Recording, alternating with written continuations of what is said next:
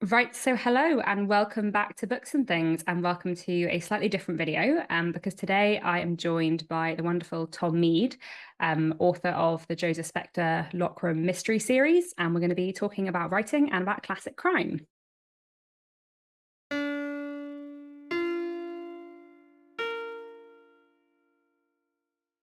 So, for anyone who is new to this channel, hi, I'm Katie. I am a booktuber and editor. I'm also an author, and I have two novels out, The Secrets of Hartwood Hall and The Trouble with Mrs. Montgomery Hearst. I write historical fiction set in the Victorian period, and Tom, who's joining me today, writes historical mysteries set in the 1930s. So, Tom, do you want to kick us off by introducing yourself and your books?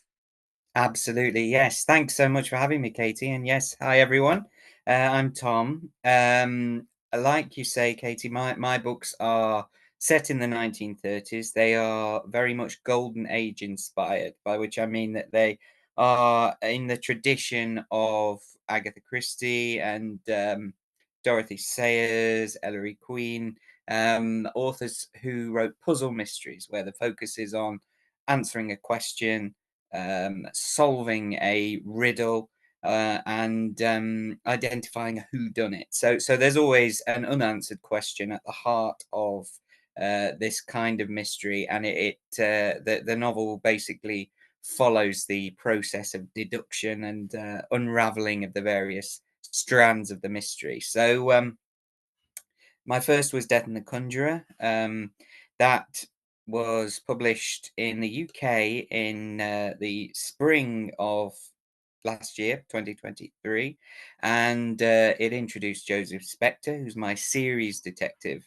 character, who is very much in the Golden Age mold. He's a sort of eccentric amateur sleuth. So these are not naturalistic books. These are very much written in that kind of um, theatrical, stylized mode of the Golden Age, which is what I really love.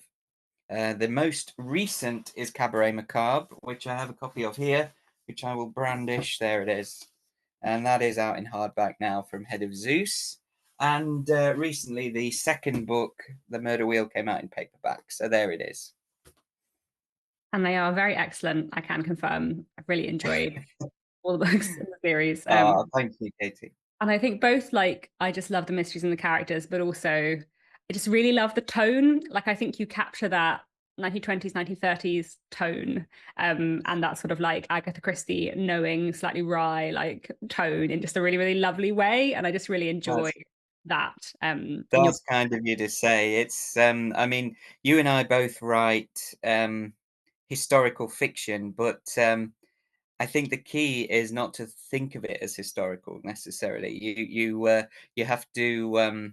I mean, for instance, when I wrote Death and the Conjurer, it was essentially intended as a tribute to the books that I was reading at the time, because it was the height of the COVID lockdown. So I was plowing through all these old mysteries, particularly weird, obscure, fun, locked room ones, which are quite surreal in their tone and, as I said, quite stylized. They don't really have a pretense to naturalism or realism, but that's the charm. And so I wanted to approach it as if I were writing at that time. I tried to kind of adopt that mode, and I get the same impression. I don't know, but with Mrs. Montgomery Hearst, for instance, you kind of you sort of you're not so much writing it; you're kind of living through it, as it were.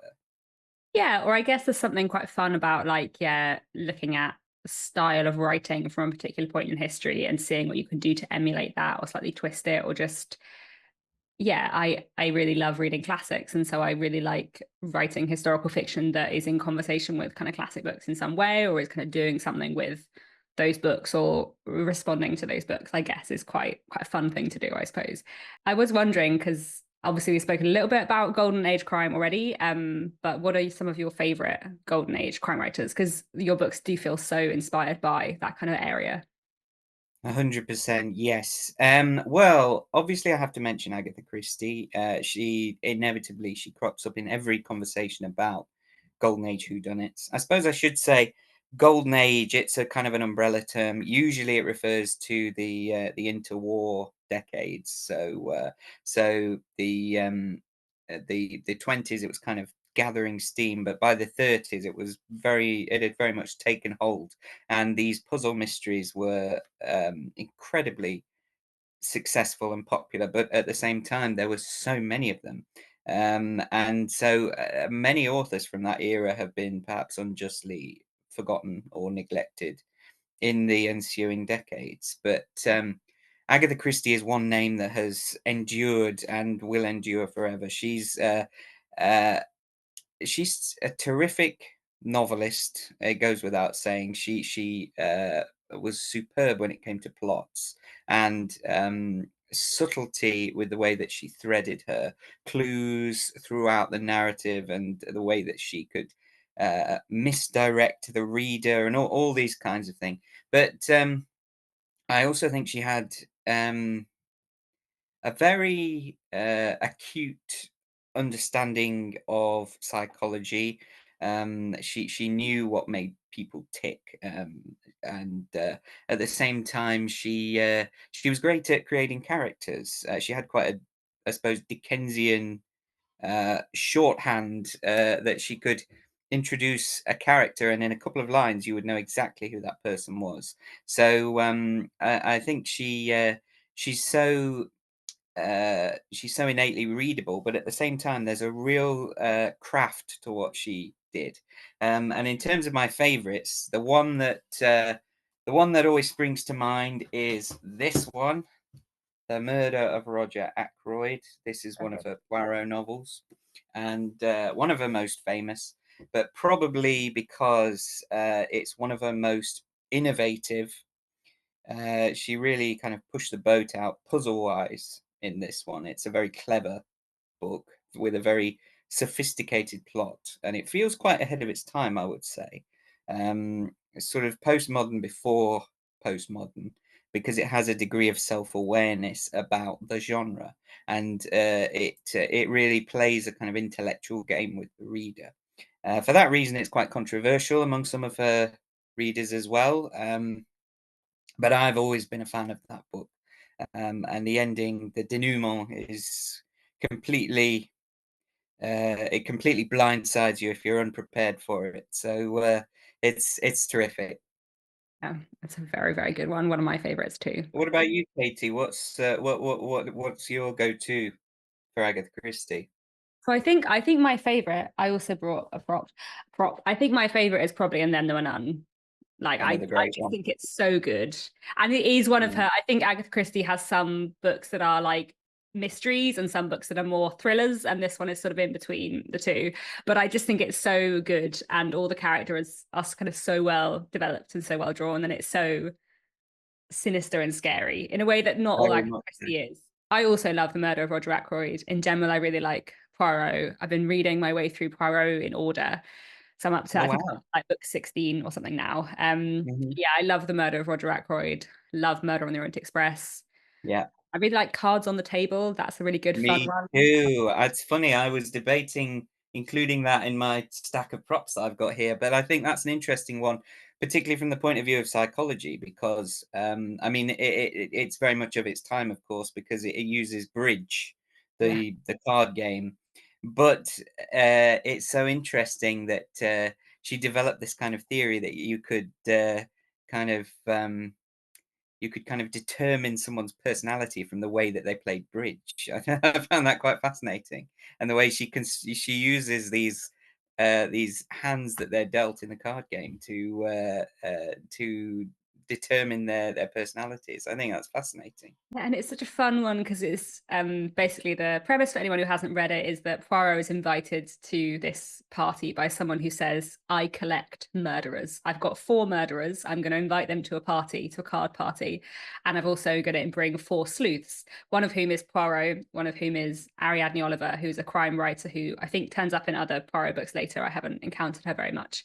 Oh, And she's brilliant. I love I her. to see more of her as I read through. And then Superintendent Battle and Colonel race, I think it's called, who are in other more standalone Agatha Christie books. And I think what I enjoyed about Cards on the Table is, one, you have the mystery of what happens at this party, but you also have all the previous mysteries of are these people murderers or not? And that's really fun. And also, I had read the Superintendent Battles books and I'd encountered Colonel Race before, and I wasn't expecting them to suddenly show up. So that was just like a really fun little Yes. metaverse like joy. It's very satisfying when that happens. Now, correct me if I'm wrong, but I think that's the one where she does give away the solutions to tons of her previous books. There's definitely one which is to be avoided if you're spoiler averse, because she Okay. sort of casually throws in the identities of murderers from several previous books. It might I be that one.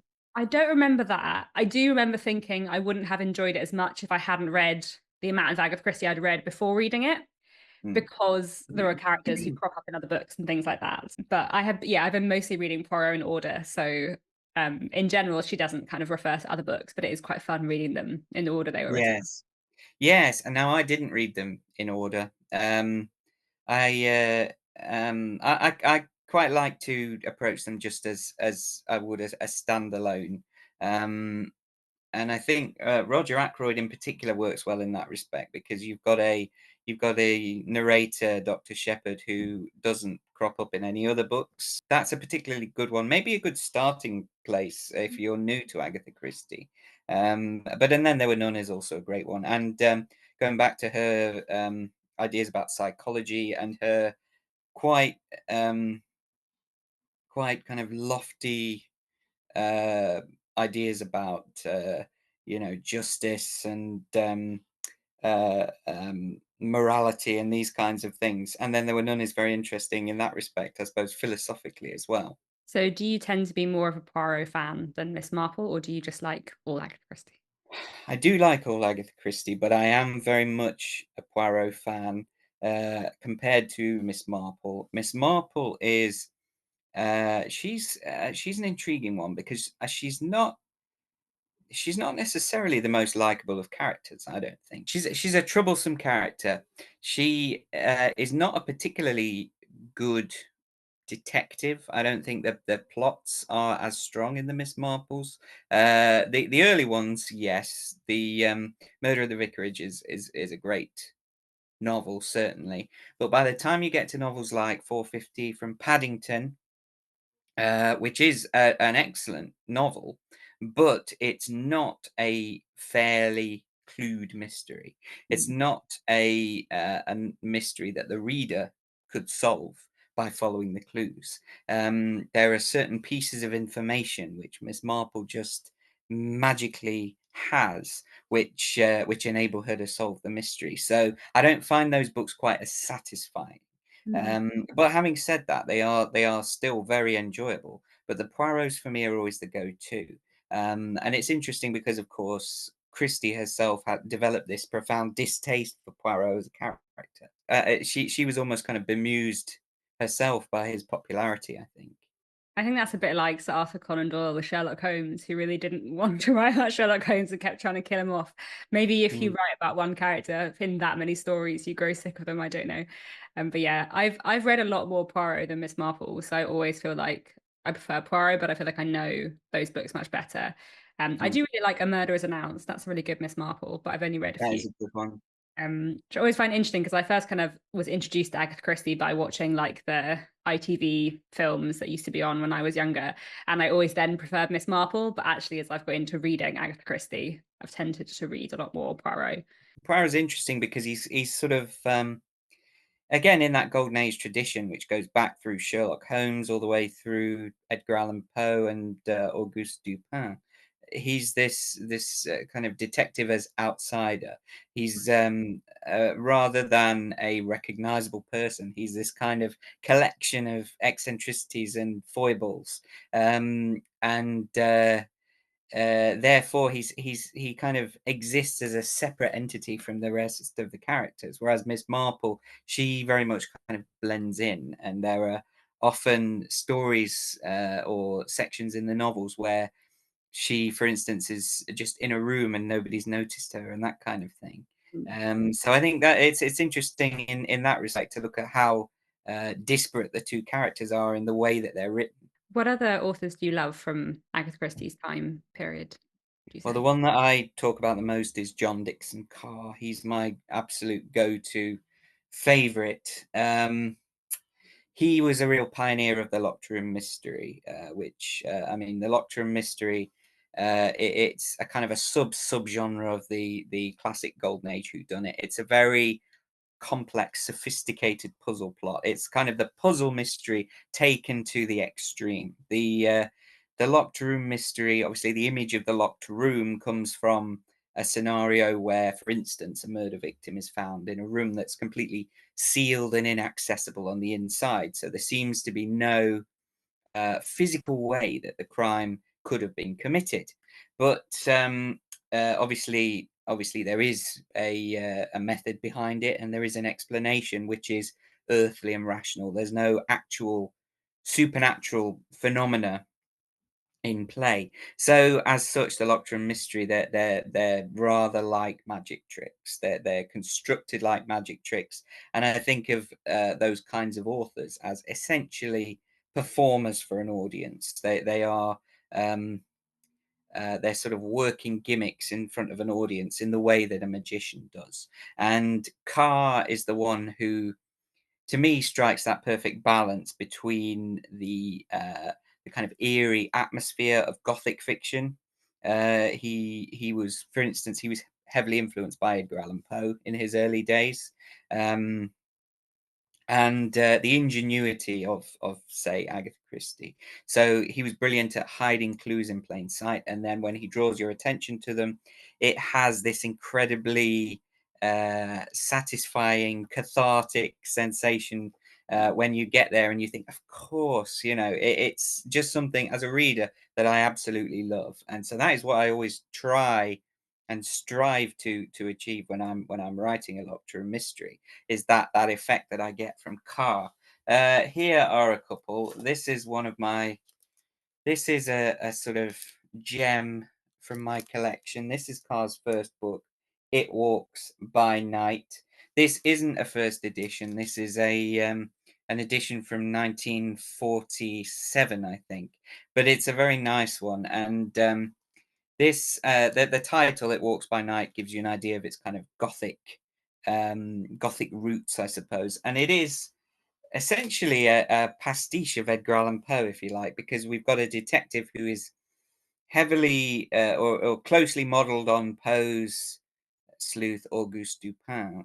This detective is called Henri Bencolin, and he is this kind of austere, um, quite icy character who's rather intimidating and not a kind of cuddly, lovable sleuth like an Hercule Poirot.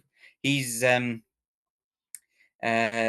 not the most likable of characters, um, but the plot and the mystery is really fantastic in that one, and it's a heck of a debut. That was published in 1931, and at that time, Carr had dropped out of his legal studies. He'd been studying in Paris. He'd been training as a lawyer, and so he wrote this heavily um, Poe-inspired mystery, which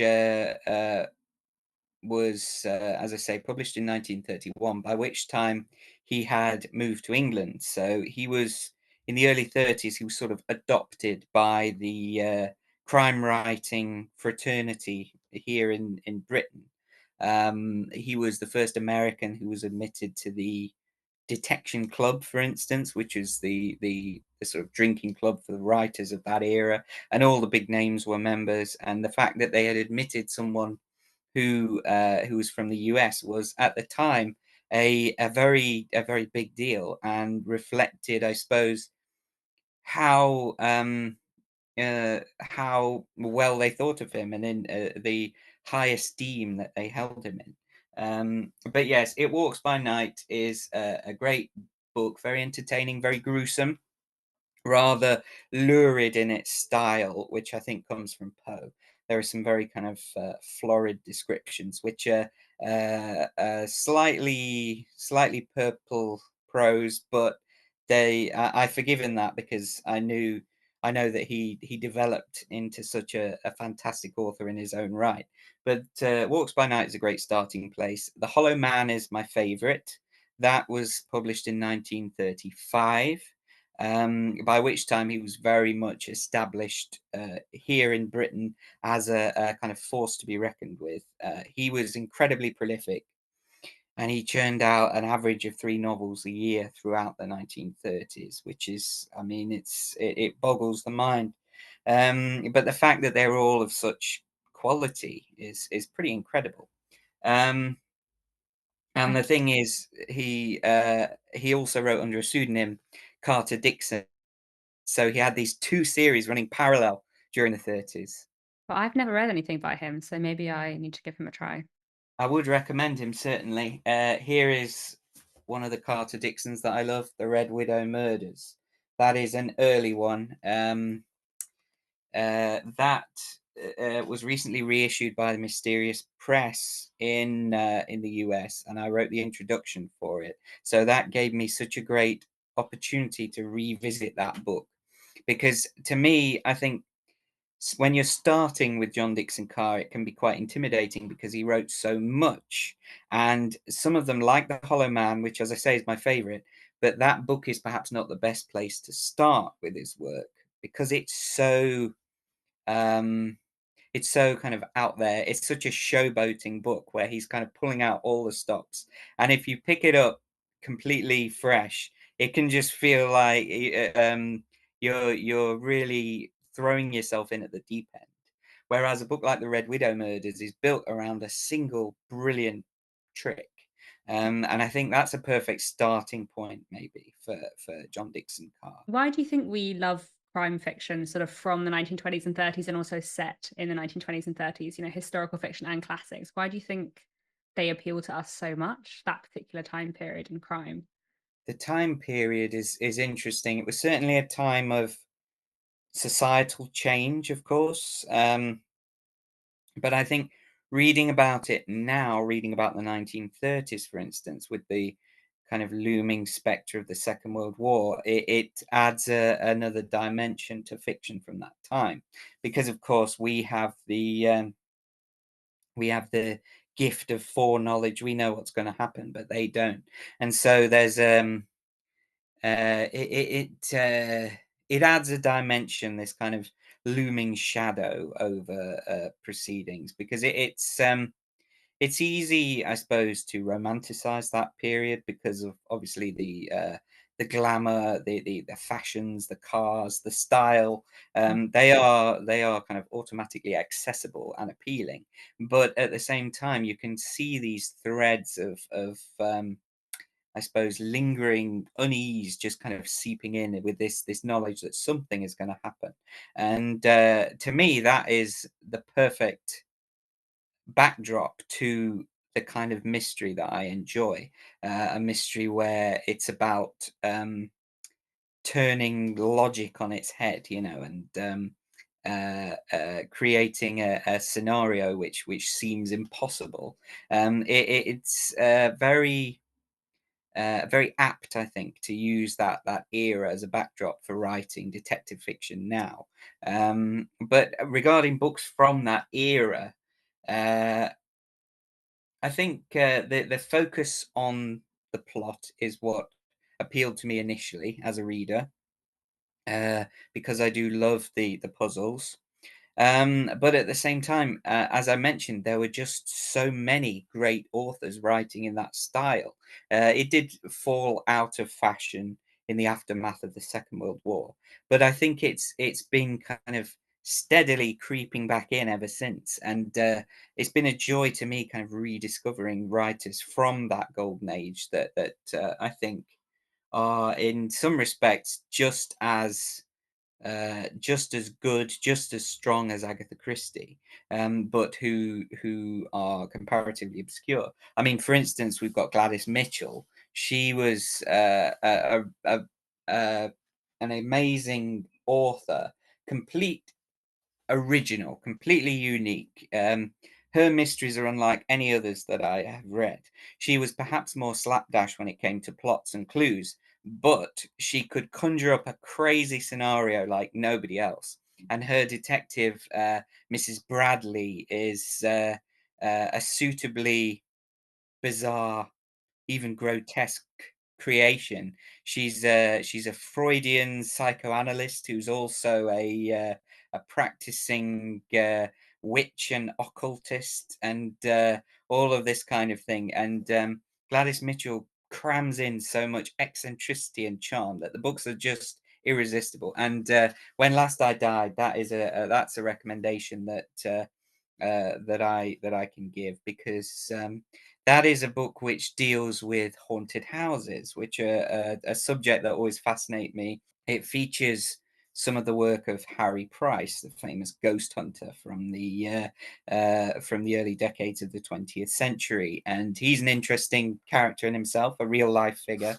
And you can tell that Gladys Mitchell was incredibly enamored of his work, because we have Mrs. Bradley at this haunted house, but we also have a really fantastic device, which is a diary, which is found purportedly written by a murderer.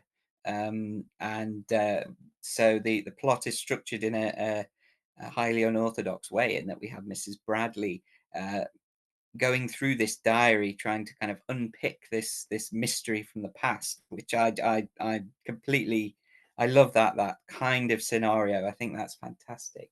And one other author who to me is one of the real queens of crime, along with Agatha Christie, is Christiana Brand. This is one of my absolute treasures. This is a first edition copy of her book, Death of Jezebel, which this is post-war and technically post-Golden Age. This is a first edition from 1949, but it is a real gem of a Golden Age locked room mystery. It's not literally a locked room. It's an impossible crime which takes place on a stage during a performance. So it's kind of a metaphorical locked room, in that we have a space, the stage, which is observed on all sides, and so it seems that there's no way that any skullduggery could take place, but it does. And that is a very original plot as well, and the gimmick, the trick at the heart of it is wonderfully um wonderfully dark, sort of blackly comic, I would say.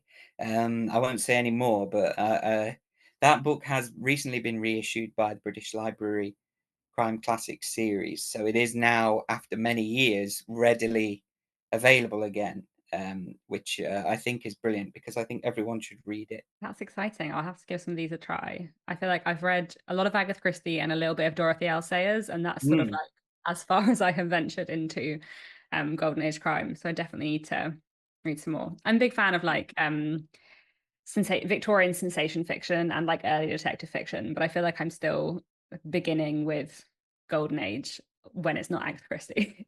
yeah, I mean, the funny thing about the Golden Age is that it's very much a product of that, the likes of Wilkie Collins, etc.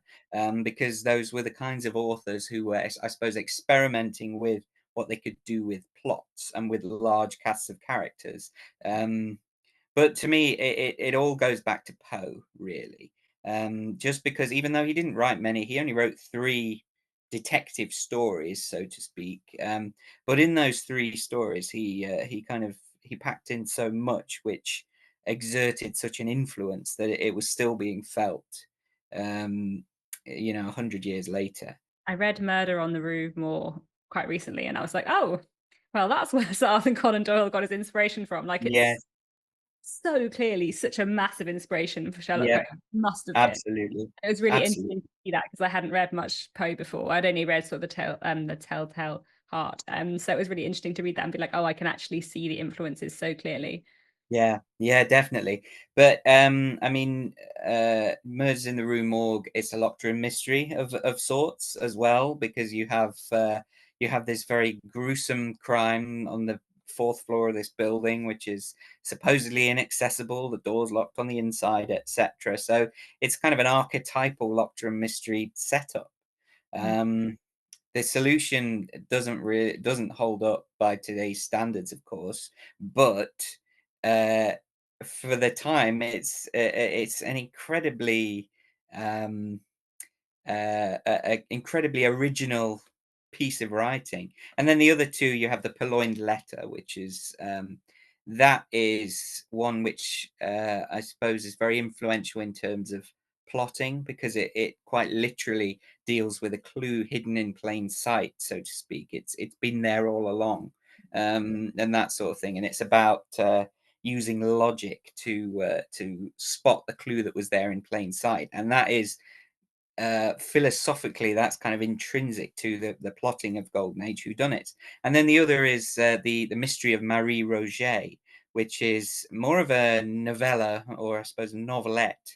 Um, that is the least talked about of Poe's detective stories, I think, but it's one which at the time was incredibly it was incredibly topical. It was based on a real life murder case, which occurred in New York, and which Poe extrapolated from New York and lifted wholesale and reset it in France, because he was such a Francophile. So Mary Rogers, the real murder victim, becomes Marie Rogêt, and the Hudson River becomes the Seine, etc. So he basically just Frenchified everything, so to speak, but everything else is just there exactly as it happened. So it's more of a kind of true crime exercise, in that it's Poe talking through various theories to do with the real life case, which was at that time still ongoing, and which was being very hotly debated in newspapers, etc. So he I suppose single-handedly launched these subgenres. You've got the true crime, the golden age puzzle, the locked room mystery, all of these things, their roots are all there in those three stories, I think. The interesting thing, there were locked room puzzles pre Edgar Allan Poe, but I think Poe was the first author to use the locked room puzzle as the focus of a detective story, I suppose, where the narrative follows the logical deductions of a detective. So I think that was his main innovation, really. What other classic crime books do you love beyond the Golden Age? I guess we talked about Edgar Allan Poe a little bit. Is there anyone Mhm. else you especially love? Well, I did read a lot of Sherlock Holmes when I was younger. We've mentioned Arthur Conan Doyle, of course. Um, there are not many locked room mysteries in the Holmes stories, but the ones that are quite interesting. Um, the my introduction to Sherlock Holmes was the Adventure of the Speckled Band. Mm. That is an interesting story, and Conan Doyle himself picked that as his favorite of all the Sherlock Holmes stories when he was invited to produce a sort of top 10 or top 5 Sherlock Holmes tales. That was the one that he picked as his favorite. And I think it's one of the most satisfying mystery wise. Um, the other is The Adventure of the Empty House, which is not so much the locked room mystery element. The puzzle element is uh, comparatively minor in that one, but the story is notable because it is Sherlock Holmes's resurrection. It's the sequel to the story in which Conan Doyle infamously killed off Sherlock Holmes. So this was the story that marked his resurrection. Um, but then there are other stories which have elements that I like. The Hound of the Baskervilles obviously is not an impossible crime, but it has a certain atmosphere of the Gothic, which I think works brilliantly. And this idea of seemingly supernatural occurrences, which are then explained away through detection, is very much intrinsic to the Golden Age puzzle, the impossible crime, and all those kinds of things. So again, it's you can see the influence that that kind of thing has had. What about you? Have you got any other mystery centric recommendations? Well, I was going to ask if you've read Uncle Silas by J. Sheridan Le Fanu. Read that one? I So have indeed. it has a Lockram element, and it's more of a sensation novel than it is a mystery novel. There is a Lockram mystery within it, but it's not like the main thing of the plot. But I love J. Sheridan Le Fanu, and I really love Uncle Me Silas. I too. think it's very mysterious and gothic and atmospheric and intense. With a really interesting It's kind of brilliant. coming of Yeah. age story element too. And I really enjoy the kind of Lockram element in this. Like I think it's meant to be one Yes. of the kind of very early Lockram mysteries. Wilkie Collins had a good one, a Terribly Strange Bed, the short That's that one. story. True, that one. That is more of a kind of horror story, Mhm. but it's got a brilliant device at its heart. Although it's not a mystery per se, because I mean the clue is in the title of how the locked room mystery trick is worked.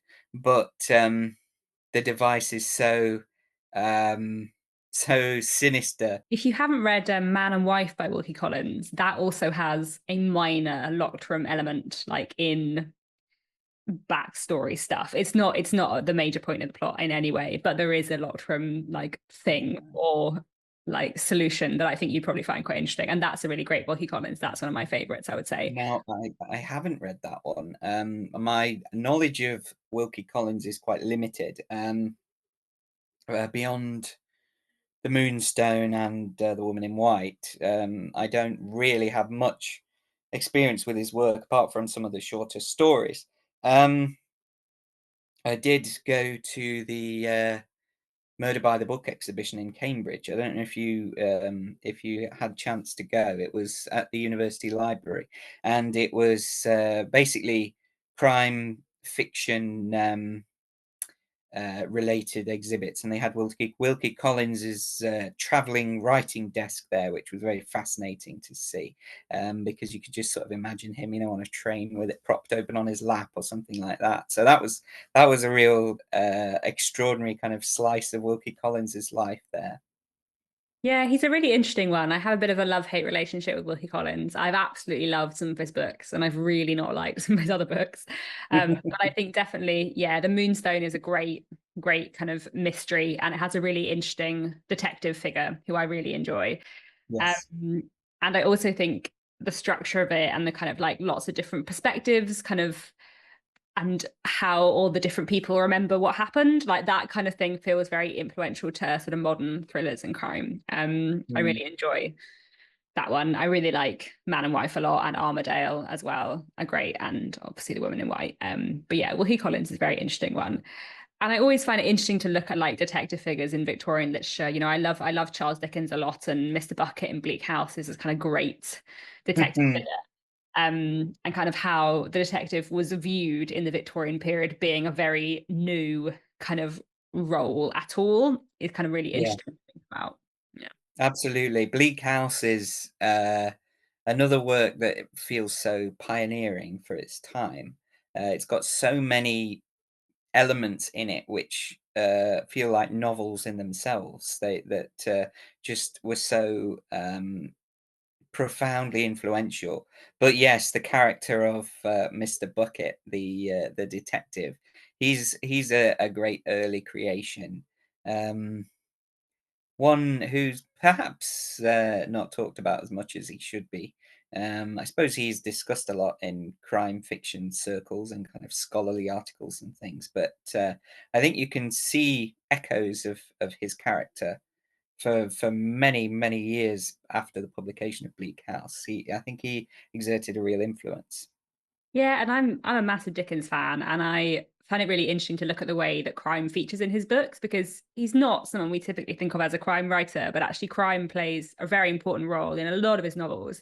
And obviously, Mm. when he died, he was writing The Mystery of Edwin Drood, which is much more firmly a mystery novel. Hmm. Previous books, and I do kind of wonder, he was in his late 50s when he died, but if he had lived another 20 years, would he have written a lot of more crimey books? Maybe like it's kind of Mm. interesting to think about counterfactual Yeah, other world where Dickens had written a lot of mysteries. Yeah. very much so. Yes, I mean, I do like to compare Agatha Christie to Dickens because, in terms of popularity, they are probably the two most popular of all the novelists in British history that I can think of. Maybe Jane Those Austen as well. But yeah, those three Jane are. Austen, yes, yes, indeed. I mean, there are others, of course, but in terms of uh, in terms of enduring popularity, those are two names which spring readily to mind, and I think they have certain things in common, which in writing kind of popular fiction. Uh, I talked about the kind of shorthand that Agatha Christie uses when she creates a character. Um, she has a nice minimalist prose style. She's very she chooses her words very carefully, and she's got a wonderful knack for the right word in the right place. You know, her sentences have a very pleasing, readable flow to them, but they paint an effective picture as well. Yeah. And that's something that Dickens, obviously, everybody knows that Dickens had a wonderful way with language, but I think it's something that they have in common, though it's not necessarily immediately obvious. I think it's something that perhaps explains their enduring popularity. I think also they're both great at characterization and great at creating a lot of very different characters, and also sometimes creating those characters who are they're not exactly caricatures, but they're slightly dialed up. They're slightly more Hmm. extreme than real people, but Yeah, there's they're a kernel types. of realness in them that Hmm. makes us understand them. They both do that very well. I also feel Yeah, like both Agatha Christie and Dickens have a really nice balance of like really dark stuff and not dark stuff, and the humor and the joy and the light, fun pleasure, but also grimy, gritty, dark stuff as well. And I really like that balance, I think, in both of their me books. too. Yeah, me too. And Agatha Christie, she was not afraid of delving into the kind of darker recesses of the psyche and of human nature. Which again, it's easy to look at her books with rose-tinted glasses, I suppose, because there is a tendency to paint her as a very cozy, comforting kind of writer, which her works are, of course, because they have a nostalgia attached to them, and they are, if you like, artifacts from a bygone era with all the nostalgia that comes along with that. But at the same time, she wrote quite a lot about real crimes that were taking place. I mean, the Murder on the Orient Express famously is inspired by the Lindbergh kidnapping, and very closely inspired. Um, which was obviously at the time was called the crime of the century. This very unpleasant, sordid crime that was a real kind of cause célèbre. But and then in books like And Then There Were None, it has a very bleak philosophy that underpins it, which is very far from cozy. There's nothing kind of reassuring in that book. It's it's incredibly dark. But then that's why I love it. She's got this kind of great balance of light and shadow. When I was at university, I did a great history module on British culture and society from 1914 through to 1939. And we did Mm. one sort of more like seminar on literature. And we talked about how Agatha Christie, we remember her as this really sort of cozy crime writer, but actually she was really quietly subversive. And in terms Yes. of the literary form and like the way she writes and yeah, what she was dealing with, actually she was a very yeah, she was very subversive in many ways, and that was kind of really interesting to look at, yeah, her Mm. place in Yeah. literature. Um, Yeah, and they all were really the writers from that era. They were a lot more experimental and innovative than they were perhaps given credit for, and they were also a lot more engaged with the world around them. It's easy to imagine Agatha Christie kind of in this little bubble, in this idyllic English village setting, which indeed it is prevalent in her works as a backdrop, but it is just that, it's a backdrop, and it's her work to me is more about it's about people. Obviously, it's about what people want, and it's about how they go about getting what they want, and the kind of dark paths that people take. And in that respect, I think it can be quite psychologically profound and interesting, a lot more so than it's given credit for, at least. Yeah, I totally agree. So I think we've spoke about a lot of different classic crime writers. So I was wondering like how you think these writers have influenced your own writing and how they've affected kind of the way you go about writing mysteries. Well, I have certainly talked about locked room mysteries. My books are unashamedly locked room mysteries. They are deliberately theatrical and stylized in the way of John Dickson Carr. They are they're very kind of colourful, I suppose, and quite surreal.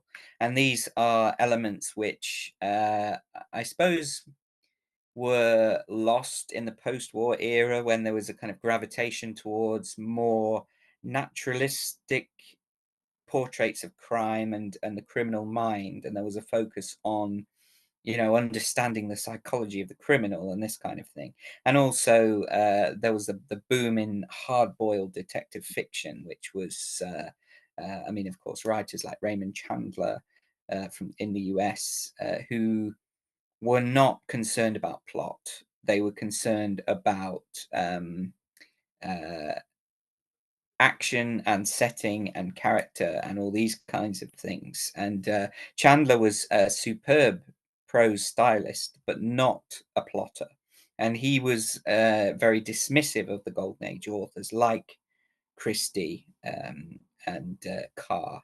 I suppose it was kind of a lot of his work feels like it was kind of a reaction to the Golden Age. It was almost a kind of challenge to the status quo that was established at that time. But to me, the move away from the theatrical, colourful world of the Golden Age, it feels like something was lost almost. I think there's a kind of charm and at the same time a kind of intellectual challenge, which I love as a reader. I love to kind of try and play along and engage with these books. There's a lot more humor than is perhaps acknowledged. And so I want to, in my own books, I want to try and emulate and recapture not just the structure and the feel of those books, but the tone, the way that they describe characters and the way that they paint scenes. So that's basically what my approach is on a conscious level. And obviously, I read a lot of these books, and so style-wise, inevitably, it kind of seeps in to what you're writing, and you find yourself constructing sentences that that are in that mode, I suppose. But in terms of plot and the revelations, the denouements, and the detective characters, and all those kinds of things, they're very conscious emulations or pastiches of uh, works by the great authors like Carr and Christie. And so you've written three books in the Joseph Spector series, Mm. and it's now 1938, I think, in Cabaret Macabre. Well, It that's is. the very end of 1938, like Christmas 1938. Yes, that's So right. Yeah. are you going to write more? And is it going to get to the Second World War, or are you going to change track? Do you, Well, you don't know yet? Well, no, I do know, because I have in fact finished the manuscript of book 4. Oh, exciting. Um, yes, it's currently awaiting edits. So the story is there beginning to end, but obviously, I mean, you know about this yourself, of course. Now Not it's fully finished. Yes, and now it's sort of out of my hands. It's with the readers and what have you. So it's that kind of in between time at the moment. But I do know what happens. And yes, book 4 is set in 1939. So obviously we're on the cusp of the Second World War. But I quite like the idea of taking the series into the Second World War. I think it presents some interesting challenges of its own, but also some very interesting. potential for locked room mystery scenarios and impossibilities. And a lot of the Golden Age people that I love, I mean, John Dickson Carr, he was writing long after the Second World War. He was at his most prolific in the 30s, but he did write some really fantastic novels in the 1940s, and many of which engage with wartime Britain as a backdrop, and present a kind of social history alongside the mysteries. There's a great one called "She Died a Lady," which is a Carter Dickson mystery, and that is a great wartime mystery novel. Yeah, there are a few others. There's one which takes place at sea. I've got a copy, and it's called Murder in the Submarine Zone, but it was actually published under various different titles. And that is with a murder on a ship, which is obviously in the midst of a naval war zone. So again, the war, it adds an element of texture to what would otherwise be a more conventional mystery. Christiana Brand wrote a great novel called Green for Danger, which was published in 1942, so at the height of the Second World War. And it is set in a field hospital, so it's set in the English countryside, and it's the various conspiracies and machinations going on among a group of doctors and nurses at this English field hospital, where you know victims of bomb attacks and what have you are treated. So that is a novel which is very much a product of the Second World War, and that is one of its strengths. Really, it's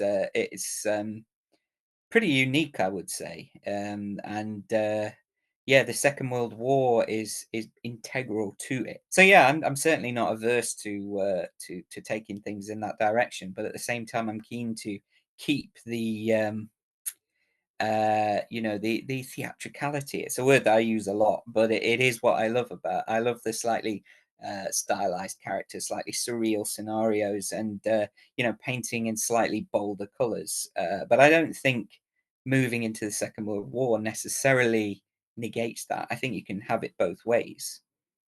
That's exciting. Yeah, I feel like it'll be really interesting to see how the Mm, series progresses into the Second World War. Do you mm. think are there other time periods you would like to write about, or other kinds of figures you'd like to write about? Yes, definitely. I mean, I'm currently working on something that is contemporary, which is also a mystery. But then there are many great historical mystery novelists who delve further back in time. A favorite of mine is Paul Doherty, and he's written over 100 novels. He's incredibly prolific, remarkably prolific.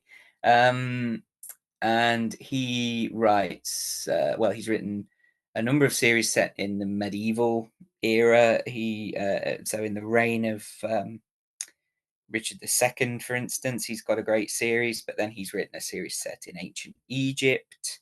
He has written a murder mystery reimagining of Chaucer's Canterbury Tales. So he tackles everything, but they're very uh, meticulously plotted as well. So they're satisfying as mysteries and as historical fiction. So to me, that's fascinating. I don't know if I could pull something like that off, but that is a challenge that I would really enjoy, delving deeper into history.